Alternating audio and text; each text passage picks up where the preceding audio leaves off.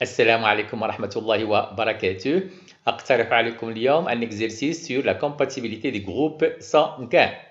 Alors, document 1, comme vous le constatez, à l'hôpital, un test simple permet de mélanger du sang de différents groupes sanguins. Voici les résultats.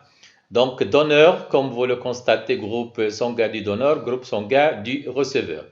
Donc, A comme donneur avec O, agglutination, avec A, pas d'agglutination, avec B, agglutination, avec AB, pas d'agglutination. En ce qui concerne le groupe sanguin B comme donneur, avec O comme receveur, agglutination, de même pour A, alors qu'avec B, il n'y a pas d'agglutination, de même pour AB comme receveur. Pour le groupe sanguin AB, on constate avec les trois groupes sanguins O, A et B, il y a une agglutination. Uniquement avec AB où il n'y a pas d'agglutination. Le groupe sanguin O, dans les quatre cas, avec les trois groupes sanguins, il n'y a pas d'agglutination. Comme vous le constatez, O avec les quatre groupes sanguins comme donneur, pas d'agglutination. AB comme receveur avec les trois, bien sûr, groupes, avec les quatre groupes sanguins, il n'y a pas d'agglutination avec A, B, AB et O. C'est pour cela qu'on considère O, bien sûr, comme donneur universel, alors que AB comme receveur universel. Alors, question 1, expliquer l'intérêt de faire ce test. C'est tout simplement pour vérifier la compatibilité du groupe sanguin entre eux.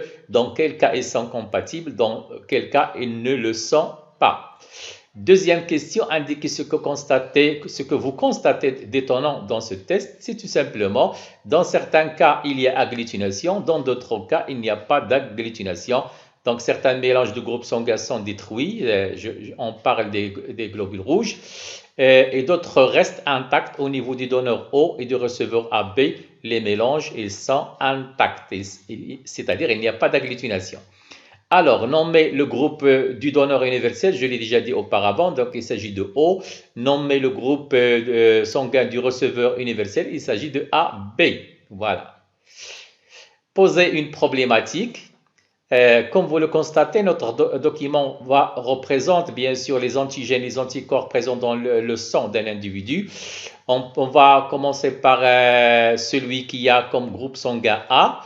Comme vous le constatez, sur les hématies, c'est-à-dire les globules rouges, on trouve des antigènes A, alors que dans son plasma, on trouve des anticorps anti-B. Pour le groupe sanguin B, sur les hématies, on trouve des antigènes B, alors que dans son plasma, on trouve des anticorps anti-A.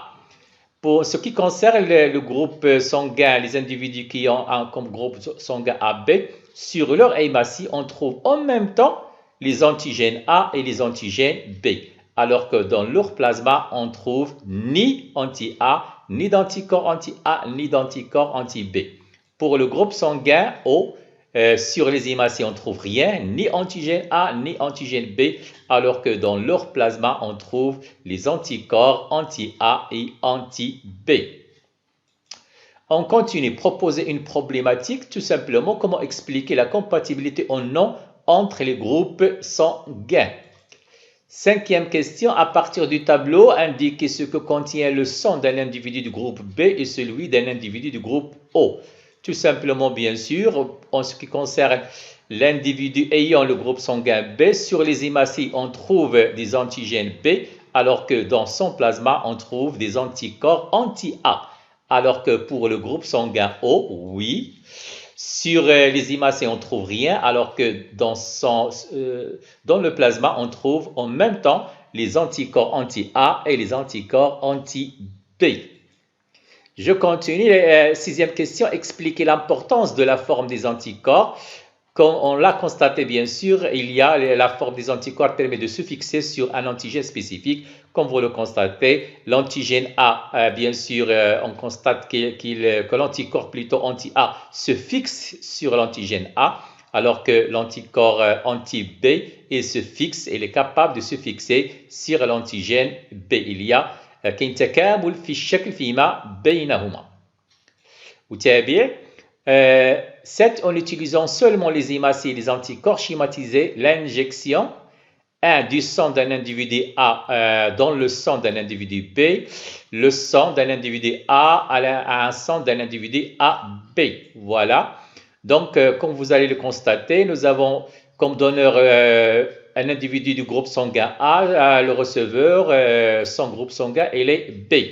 Alors, dans ce cas-là, bien sûr, on va assister, bien sûr, les anticorps anti-A vont se retrouver avec les antigènes A, ce qui va entraîner, bien sûr, التصاق إذا صح التعبير الكريات الحمراء. إذن les anticorps vont permettre, bien sûr, les anticorps anti-A vont permettre, bien sûr, de relier, si je peux dire, bien sûr, les hématies, les globules rouges entre elles. C'est ce qu'on appelle l'agglutination. الكريات الحمراء ترتبط فيما بينها. Dans le deuxième cas, dans le cas le donneur c'est du groupe, c'est un individu du groupe B, le receveur c'est un individu du groupe A. Donc sur les hématies du groupe B, on trouve les antigènes B, alors que dans le plasma du receveur, on trouve des anti-B. Donc cette transfusion sanguine va nous permettre d'assister bien sûr à une présence des antigènes B avec les anticorps anti-B. Donc, il y aura une agglutination.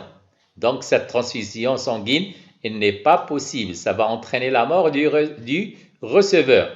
Troisième cas et le dernier, le donneur c'est AB, le receveur c'est O.